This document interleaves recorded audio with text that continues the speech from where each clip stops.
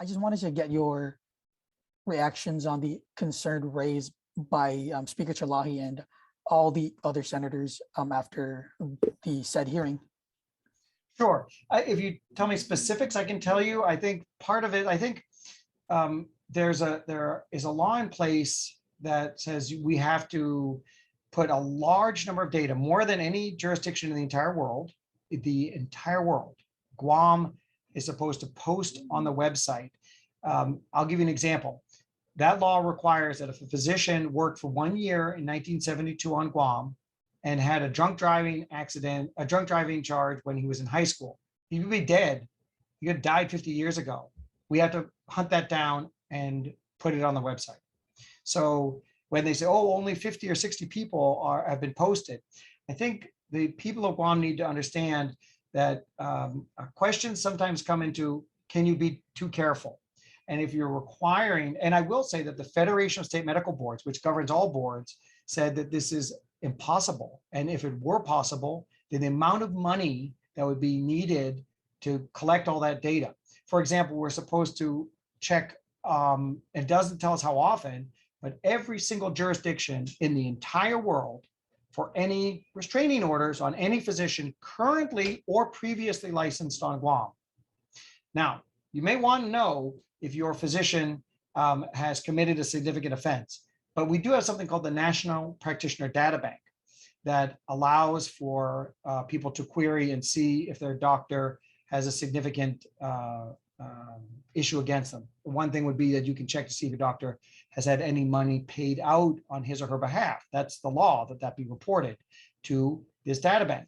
So I'm going to comply with the law to the best of our ability as a board. It's not I think some people also think that the physicians who are on the board somehow are scouring the internet for these offenses, some of which may be serious and some of which are very minor offenses that occurred 50 years ago. It doesn't matter, still supposed to be there. And so when they criticize the extraordinarily hardworking people who work in the administration of the Health Professional Licensing Office, I think they should look at the law again and say, is the Federation of State Medical Boards wrong in telling them that it's a bad law, right? The intent of having people be able to look to see if their physician has committed a crime in the past, I think people understand that, right? But I also would say, you need to start to think a little bit about that. It means that someone who retired 50 years ago, we're expending money on that, but is that really what you want? A retired physician who has died, you want to have the government of Guam spend money posting that on a website. It also goes to something that all of the physicians have been complaining about, the speaker and other healthcare providers have been complaining about her not helping us, right? And that's part of, I think, the frustration that we have.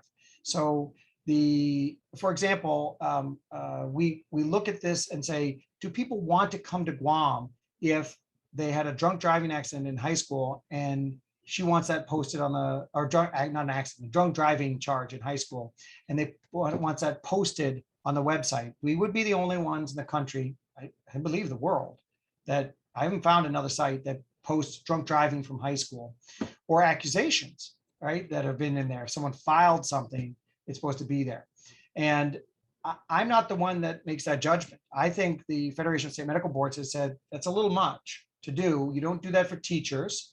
You don't do it for policemen. You can't go to the GPD and say, who was the police officer that arrested me? I want to see if he got a charge of drunk driving in high school. It's not posted on the GPD website, but that person could be out there and being a police officer, and rightly so.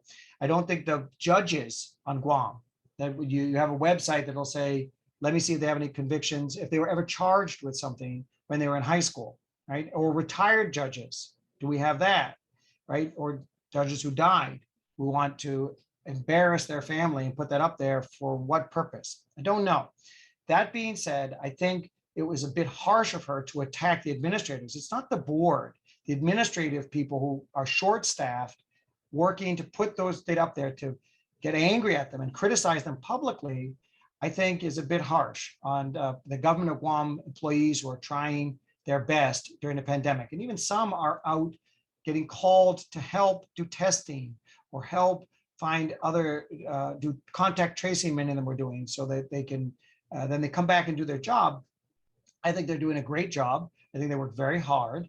Some of them have had personal, they're short staffed, and some of them still had personal tragedies in their family, of which the speaker is aware.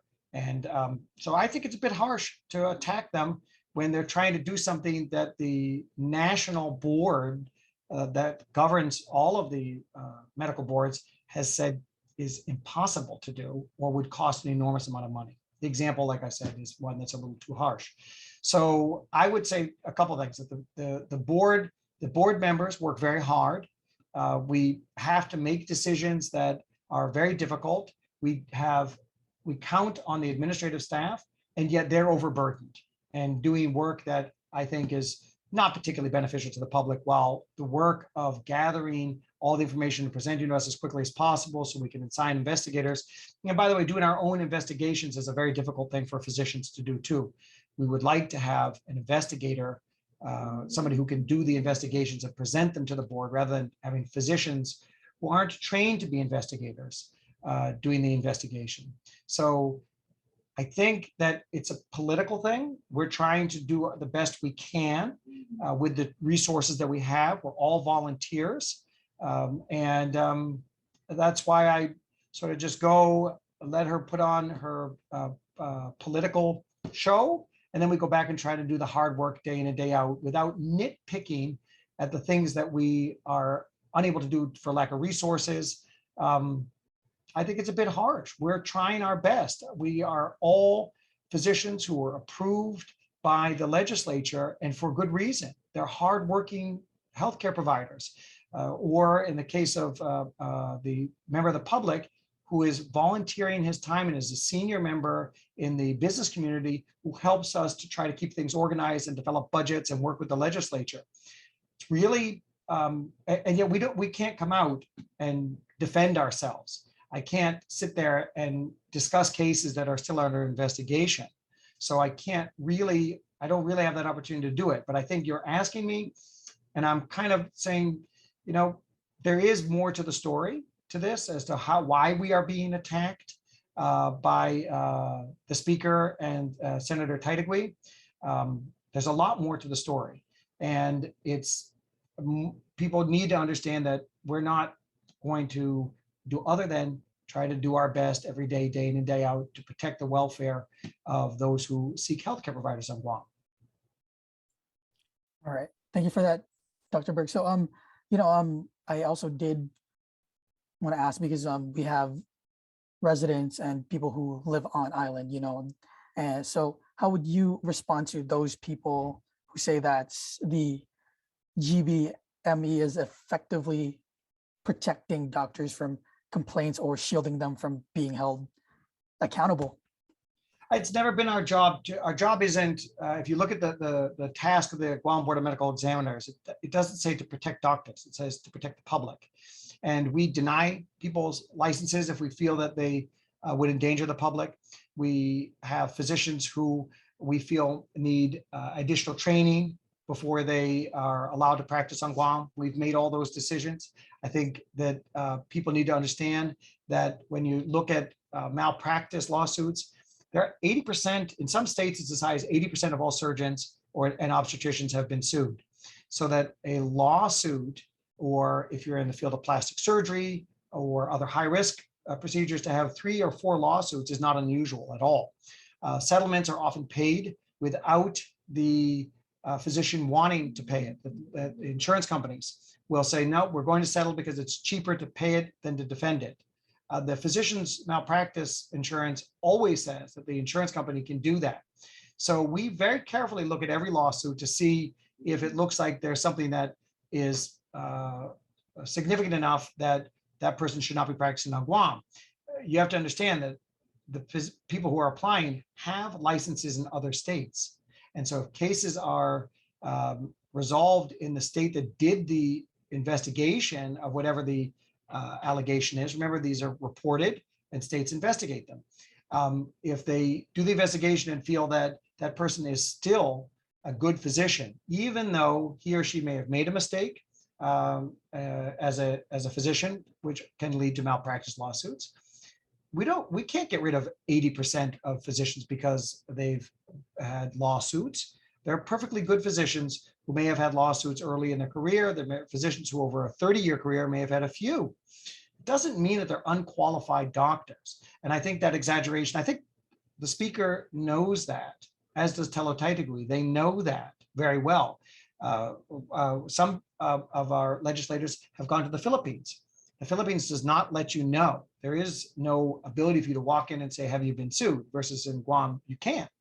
So you can see if you think that someone having been sued very early on in their career or for a mistake or something that they say they didn't do, but were part of a big lawsuit and the money was paid out on the behalf of the hospital, but each person that's named in a lawsuit that person gets named, all of that we scrutinize. And we have had people who have had such egregious lawsuits that we said, no, that person should not, we're not going to allow that person to practice in this community.